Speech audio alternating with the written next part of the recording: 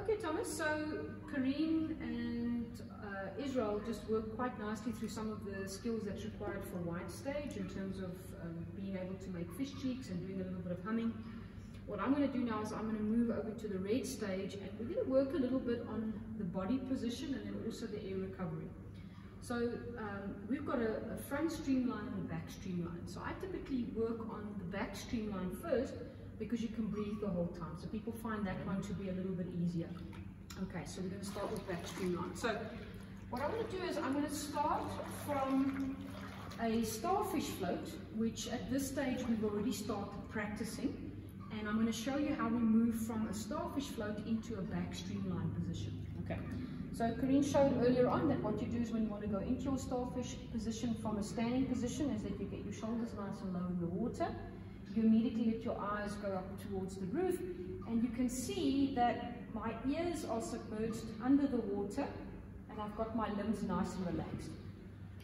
So obviously when I'm swimming, this is not a good position for me to swim in because my body is spread over a very big surface area.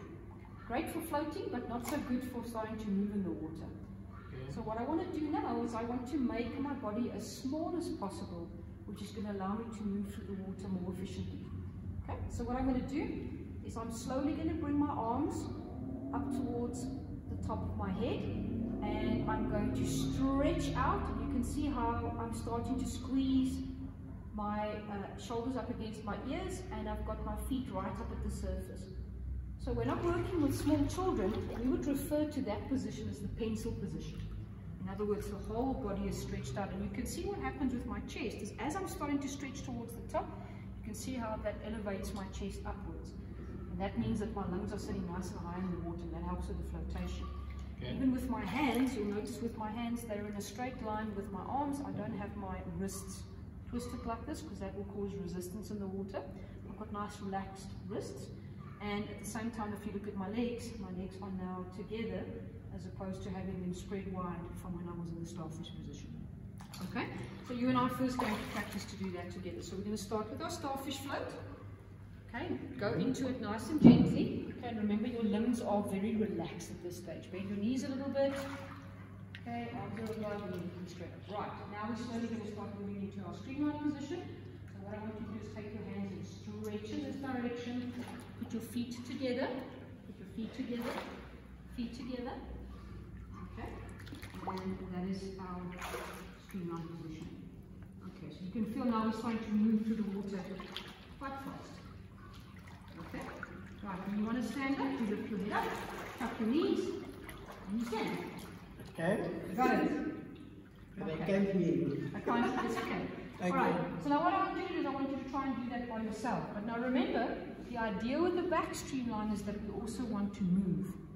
Now obviously if my arms are above my head like this, I'm going to be relying on my legs to kick to create that movement. And that's where we start working toward the yellow stage, which is going to give us that forward movement. Okay? Okay. So just have a look at me first. Okay, so shoulders go into the water. Eyes go up to the roof.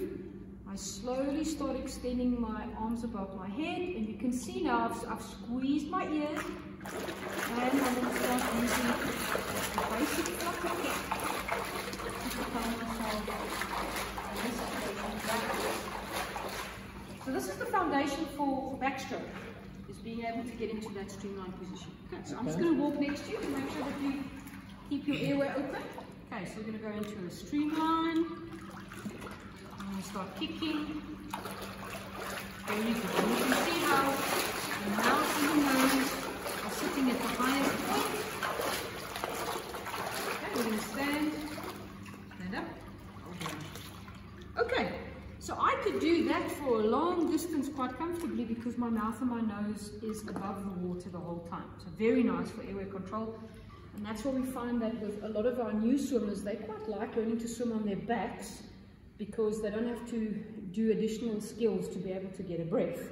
Okay, so something else that I just want to point out in terms of the back position is I could quite comfortably move from just doing a flutter kick to just adding in a very wide reverse breaststroke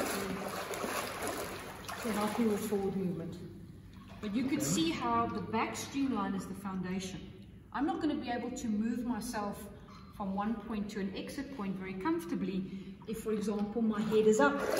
Because now I'm fighting against the water. Whereas if I'm in that streamline position, I'm simply gliding through the water. And that's why it's foundational. Is my head, my neck, my back, and my legs are all in alignment. So something that would break the alignment is very typically if my head lifts up, so you can see how my chest is starting to sink now, so I'm no longer streamlined.